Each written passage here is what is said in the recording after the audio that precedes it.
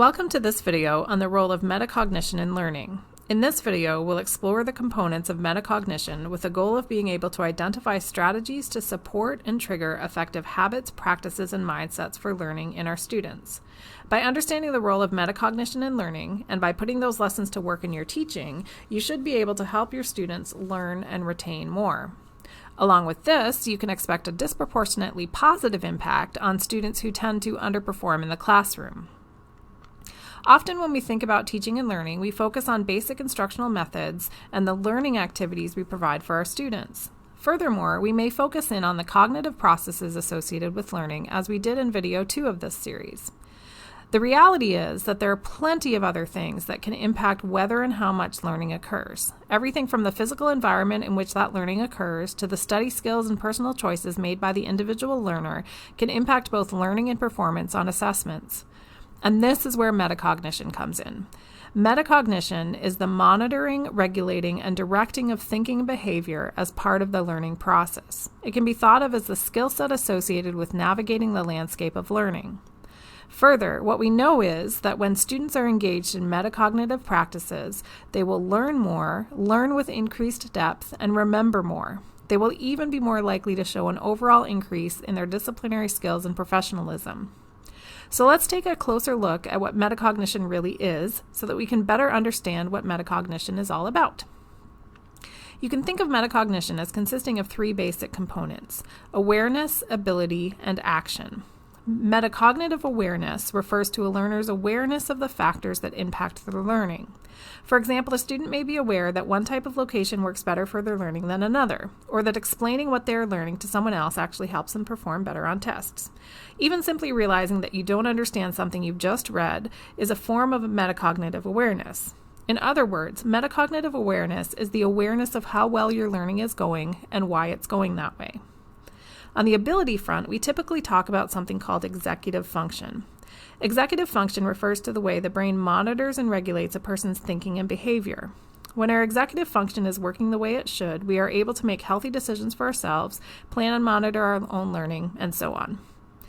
It is worth noting that stress and trauma can compromise or even shut down executive function of the brain.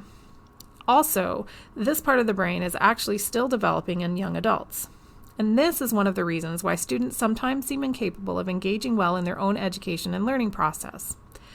This also underscores the importance of putting structures in place to help our students engage in useful metacognitive practices as part of their own development as learners. Now, awareness and ability are all well and good, but without action, we won't get very far. And this is where self-regulation comes in. Self-regulation is the process of managing cognitive and behavioral factors that impact learning.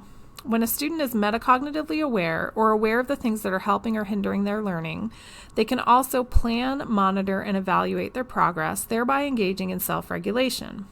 And it is those actions that serve to complete the metacognition triad. For example, imagine a student who decides they will set aside 9 a.m. to noon every day to focus on studying or writing or working on whatever homework they have on their plate. This is their plan. To be successful, they should also keep an eye on how well they do with this plan. For example, they might decide to monitor their progress by keeping track of how they use their time for 1 week. And then they need to evaluate and adjust their plan. For example, perhaps they realize they keep getting distracted by social media alerts when they first start working. There are plenty of ways this might be addressed, such as deciding to get up 30 minutes earlier each day, reading through the social media channels they care about, then turning their phone off and settling in. The point is not really what adjustment they make, so much as that they make the effort to evaluate and adjust their plan. The true metacognizer takes their metacognitive awareness and regulates their behavior through this cycle of self-regulation. So, that's metacognition. The question is, what should we do about it? As it turns out, there are hundreds of different metacognition strategies available and in use, and there is no single best method. Instead, the point is to build structures into our classes to prompt or increase metacognitive awareness in our students, help students plan and monitor their own learning, and evaluate and adjust their approach to learning. I leave it to you as the learner yourself to reflect on these questions and identify specific strategies to implement in each of these areas. How can you help students become more metacognitively aware?